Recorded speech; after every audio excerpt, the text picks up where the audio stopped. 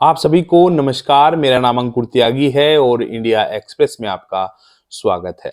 मीरापुर विधानसभा के उपचुनाव का परिणाम आ चुका है। परिणाम के बारे में आपको वैसे तो पूरी जानकारी है, लेकिन एक बार फिर से हम आपको बता रहे हैं कि राष्ट्रीय लोकदल और भाजपा गठबंधन के उम्मीदवार मिथिलेश पाल ने बम्पर जीत हासिल की है और समाजवादी पार्टी की उम्मीदवार सुम्बुल राणा की बड़ी हार हुई है।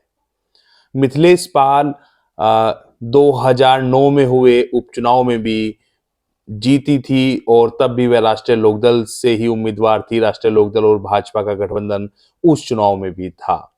हालांकि तब मीरापुर नहीं बल्कि मोरना सीट हुआ करती थी।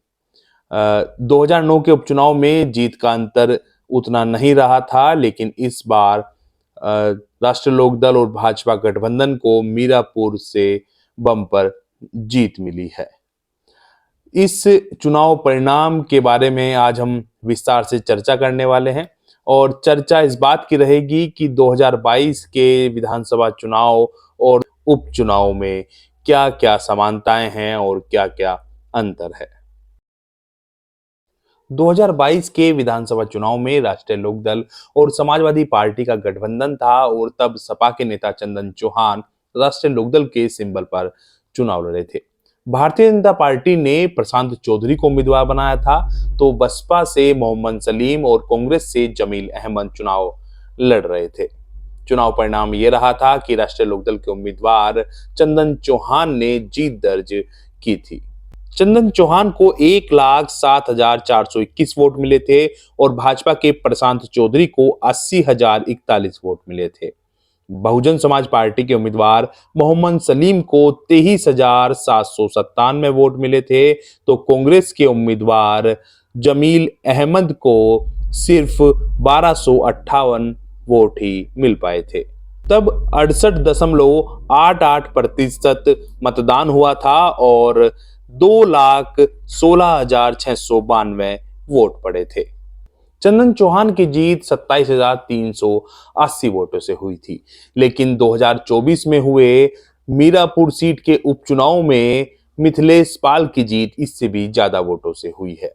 दरअसल चंदन चौहान 2024 में राष्ट्रीय लोकदल और भाजपा से बिजनौर लोकसभा सीट से चुनाव लड़े और उन्होंने जीत भी दर्ज की। ऐसे में मीरापुर सीट खाली हुई और उस पर उपचुनाव हुआ।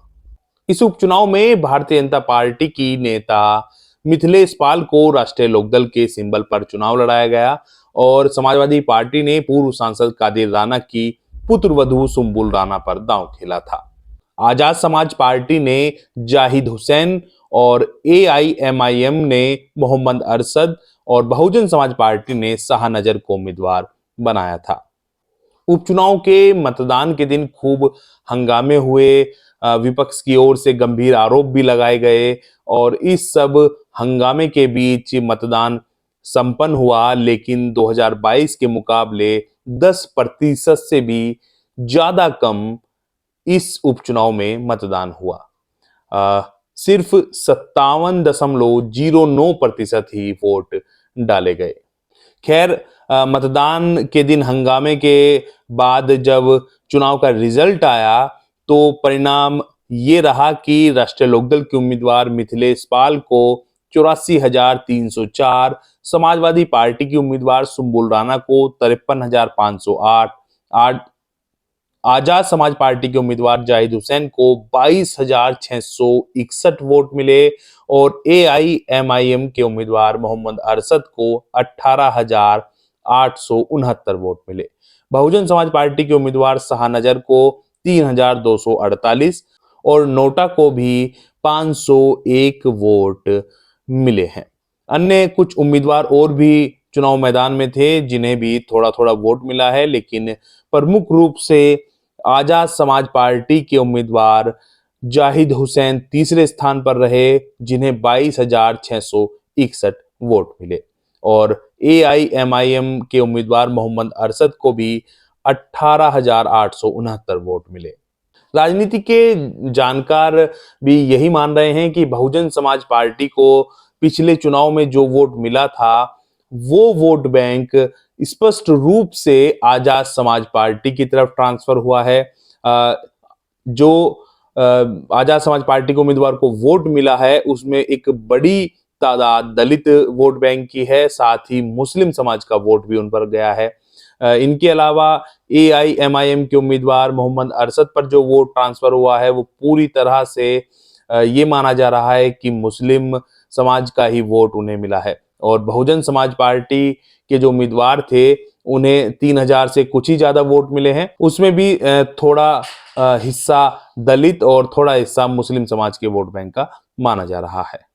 तो उपचुनाव के जो नतीजे हैं वो साफ तौर पर ये बता रहे हैं कि विधानसभा का जब मुख्य चुनाव हुआ था 2022 में, उसमें मुस्लिम समाज बहुत ज्यादा बटा नहीं था, लेकिन उपचुनाव में एक बड़ा बंटवारा मुस्लिम समाज के वोट बैंक में देखा गया और जिससे राष्ट्रीय लोकदल और भाजपा गठबंधन की जीत की राह बेहद आसान हो गई। राष्ट्रीय लोकदल और भाजपा की संयुक्त उम्मीदवार मिथिलेश पाल ने जीत दर्ज की। खैर 2027 के विधानसभा चुनाव के नजरिए से भी ये चुनाव का परिणाम समाजवादी पार्टी के लिए एक बड़ी चुनौती बन गया है। देखना यह होगा कि समाजवादी पार्टी की ओर से क्या रणनीति अपनाई जाएगी और आजाद समाज पार्टी और AIMIM की ओर से भी आगामी चुनाव के लिए क्या रणनीति अपनाई जाएगी। आप सभी से मेरा अनुरोध है कि हमारे YouTube चैनल को सब्सक्राइब कीजिए, Facebook पेज को फॉलो कीजिए। आप अपने बहुमूल्य सुझाव हमें कमेंट कर दे सकते हैं। किन्हीं कारणों से पिछले कुछ दिनों से वीडियो नहीं आ पा रही थी। अब हमारा प्रयास होगा कि नियमित रूप से आपके सामने हम विभिन्न मुद्दों पर वीडियो लेकर आते रहें। आप सभी का बहुत बहुत धन्यवाद।